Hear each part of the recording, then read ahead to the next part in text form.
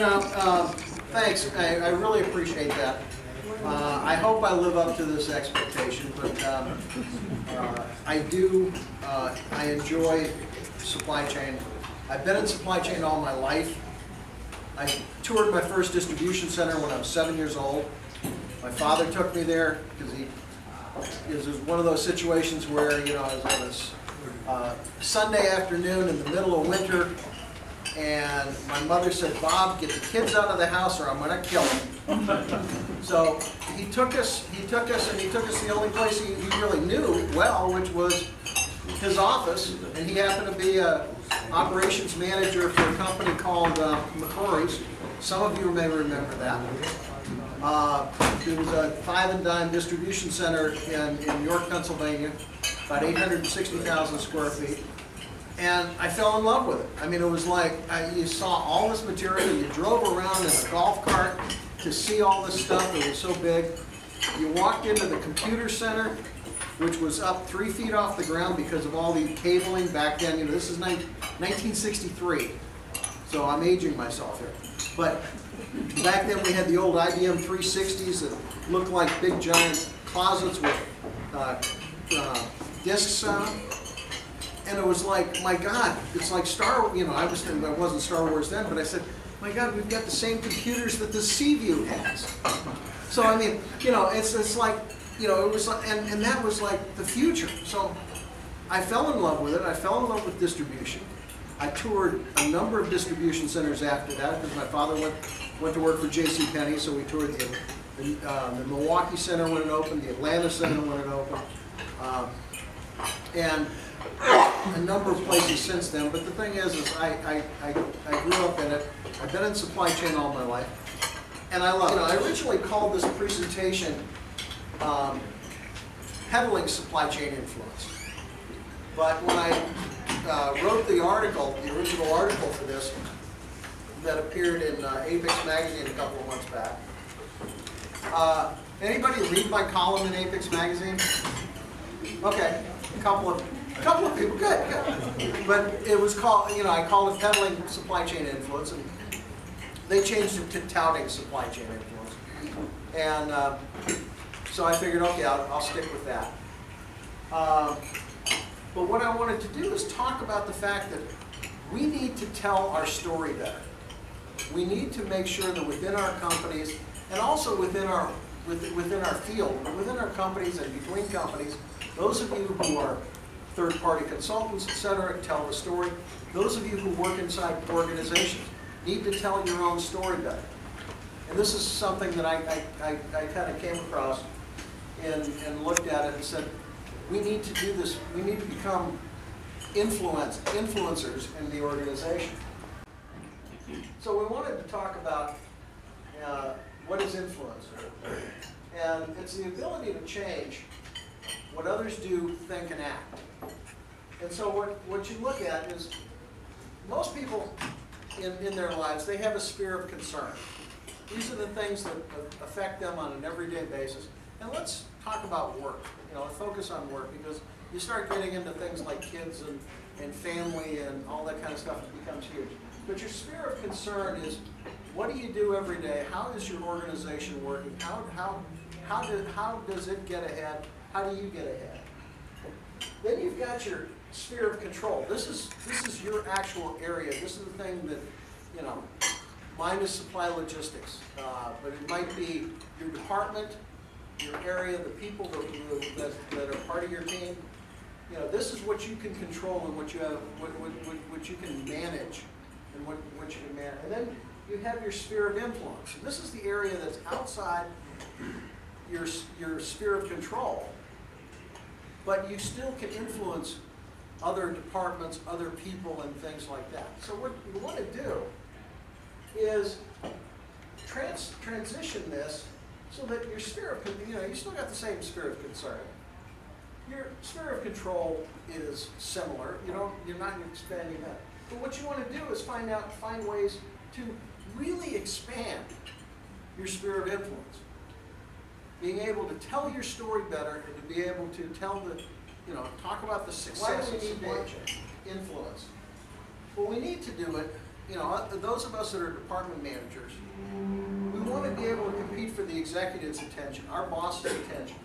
Be able to, you know, because supply chain is considered usually a cost center.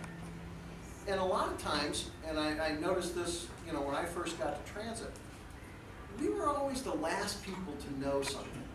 Whenever there was a change in the organization, supply chain was like the last people to know. Marketing always knew ahead of time. You know, they know everything. Sales knows everything.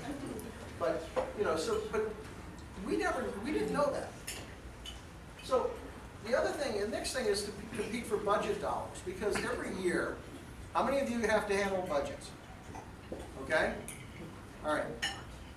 When you're creating your budget for the next year and trying to figure out where, you know, what additional dollars you might need, you need to look at, you know, new programs that require investment.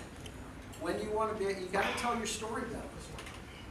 And then finally, to be able to compete for capital dollars, because this is adding, maybe adding headcount, or adding overtime, or doing extra hours for project.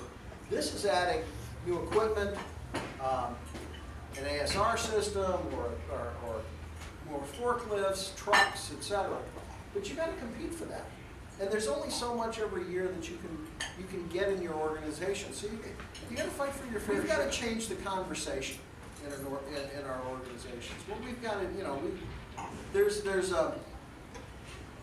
I was always a big fan of Mad Men, the show Mad Men. I don't know if you ever saw that. But I remember Don Draper talking to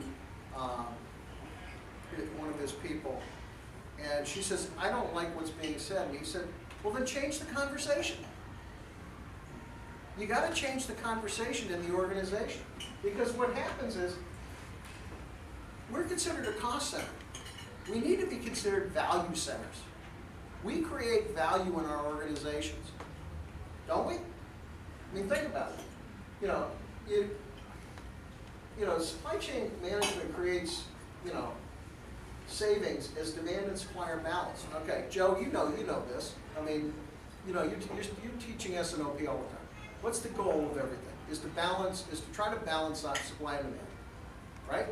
When you balance supply and demand, you can create savings.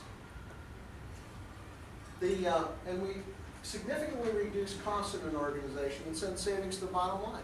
When we save money through our efforts in supply chain, that money goes directly to the bottom line.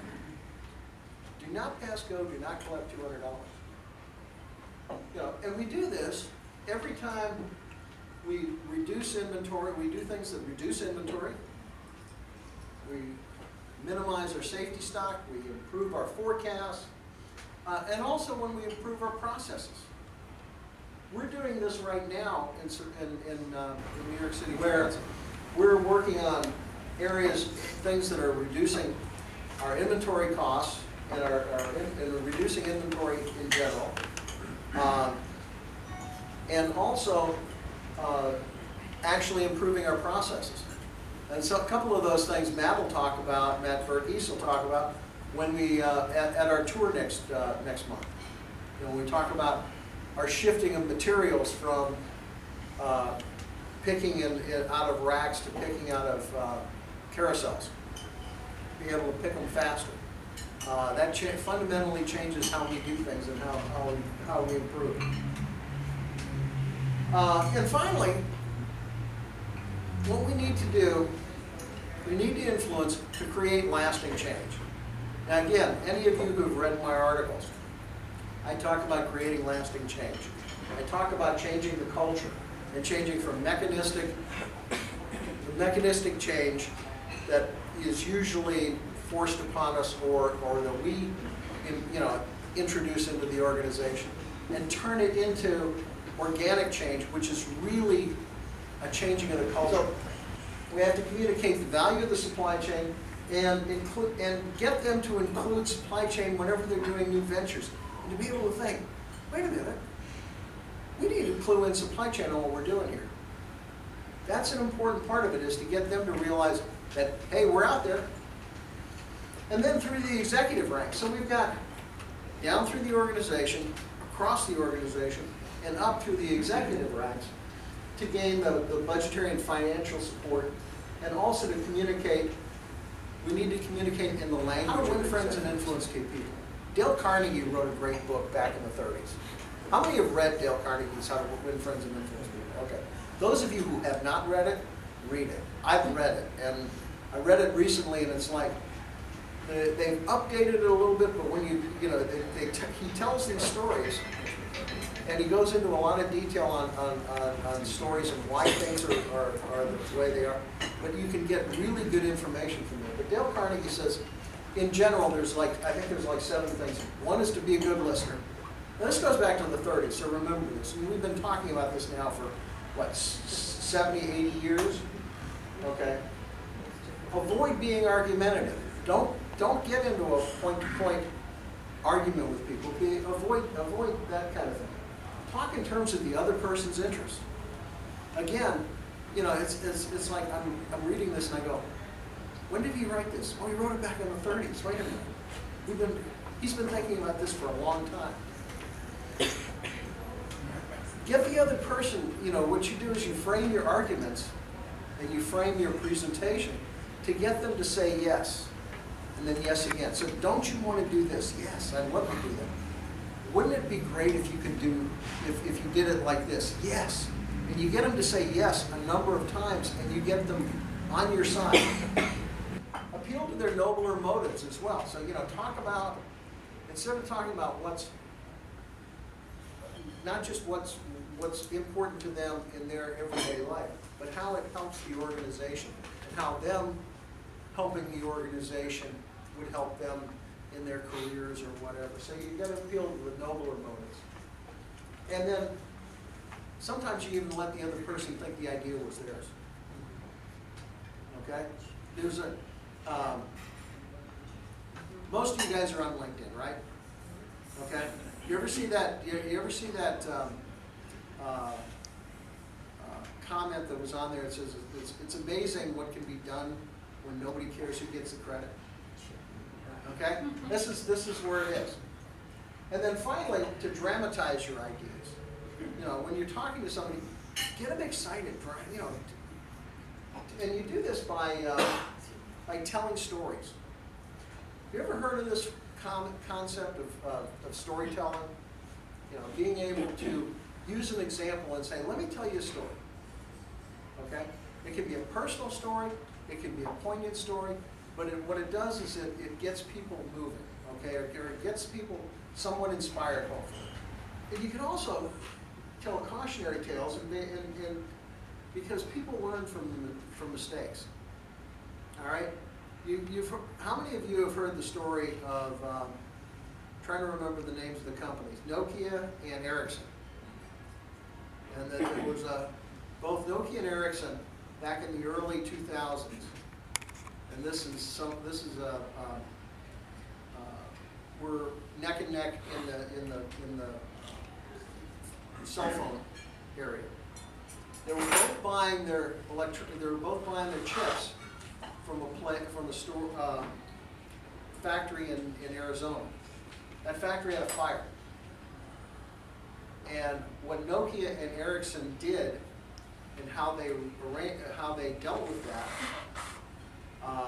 made Nokia a leader in Ericsson, because it took Ericsson, I think it was a year, or well over a year to get back in the groove. Nokia turned around and they said, we don't think that they're coming back for a while. Even though the company who had the fire said, yeah, we'll be back online in 2 weeks. They weren't back online in 2 weeks, it took them months. You remember the story? So what happens is, so Nokia just ate their lunch, and nobody hears of Ericsson anymore.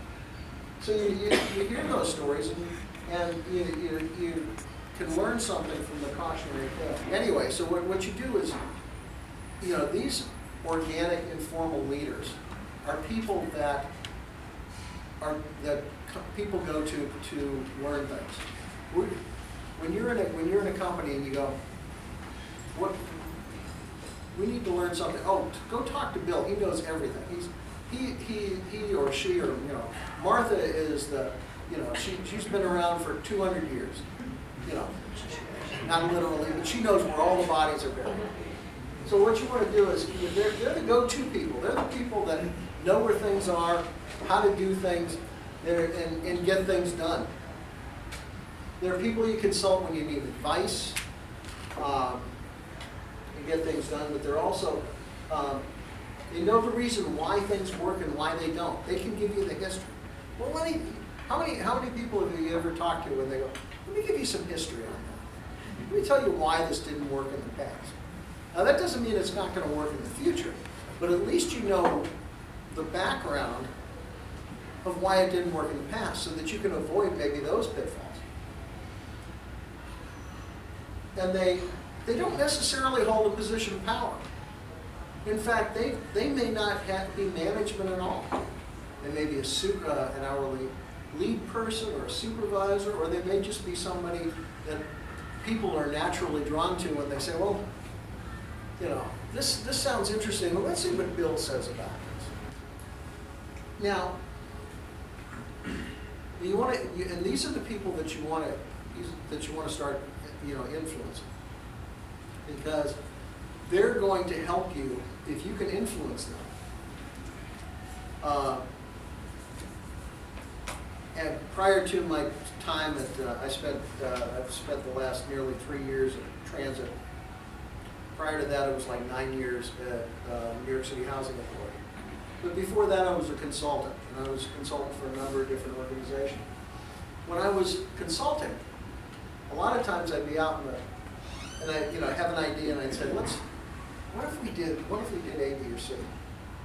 One of the things that I do is I go out on the floor and find some of these organic leaders and just pitch them ideas. They'd help you. They'd be able to say, hey, that might, you know, either that might work or no, we would, you know, and you can make adjustments to your ideas based on finding, you know, finding these people and getting them to influence. And once they're part of that, you bring them into your informal circle, and you make them part of the organization, and you can use these people to informally discuss ideas. So when you do that, you know, it gets back, you know, the information spreads. People talk, and they say, no, maybe they're thinking about this, and I think it's a good idea. So all of a sudden, you start getting a lot of consensus, and you know, and you didn't even have to do a lot of work with it. So how do you become an influencer? This is kind of where the meat of it is. You got to push out of your comfort zone. All right. So what happens is, you may not believe this, but normally I'm a very shy guy. I don't like to talk to people necessarily. You know, it is a struggle. I mean, you know, I mean, to be able to talk to people, and you know, and go out and say, oh, let me go make an appointment with Barbara because I've got to talk to her about this. And you don't really, you got to think, oh, I don't want to do that. And then you just make yourself do it. So you got to push out of your comfort zone. Another way to do this is develop an area of expertise.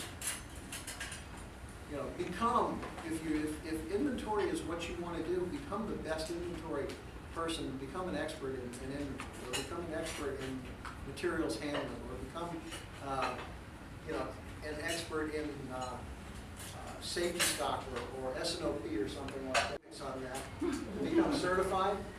You can get published. All right. Anybody here other than myself ever write an article for supply chain article for a magazine, be it Apex or anything else? Okay. It helps you really get established in an industry. When I interviewed for my position at New York City Transit, one of the things that I did was, along with my resume, I brought in articles that I had written that were in Apex magazine or something like that, to be able to show that I had credibility in the organization, you know, within the supply chain industry. Another thing to remember is to be a mirror and not a sponge. You know, a sponge absorbs things and doesn't give back necessarily. A mirror reflects things. Being able to be sharing what you're learning, what you know, and being able to do it proactively is very important. Don't just wait till somebody asks you for something. Be proactive. Tell people tell people the story. Be able to educate. Prepare and contribute with meetings for other departments. So when you have to go to a meeting, make sure that you're not just going to be sitting there as a bump on a wall. One of the things that it always bothers me is when people come to meetings and they do not say one single thing, or they do not add one single. They don't add to the landscape whatsoever. Why are you there? You're there to contribute. So not only should you be there, you're there for a reason. If you're there, contribute. Prepare for it and be part of it. Volunteer in your area of expertise, okay. One of our successes, at least within this organization, in this chapter, and one of the reasons why we've been a platinum chapter for as long as I remember, is that we have a very active volunteer base. We do, as Joe said, we have this huge organization, and we get a bunch of people involved, and that's how we all each have a small thing to do, but by doing each small thing, we get a lot done. So volunteer in your area of expertise. Be part of the organization. And again, and finally, this is probably one of the things, being what I call a lifelong learner. Don't ever stop learning your area of expertise. There's always something else that you can learn. Quick thing on leadership and influence. Leadership is not having all the answers, but having access to them. Keep that in mind. And being able to influence, you'll be able to have access to a lot of information. You work as a collaborator. And the essence of leadership is to be able to convince people to do things when you don't have authority over them. That's what true influence is. Getting people to commit. And, influence requires a person to sell an idea. Leadership is where you're selling a vision. So think about that as you're doing things. Why we do what we do. That's the important part of it.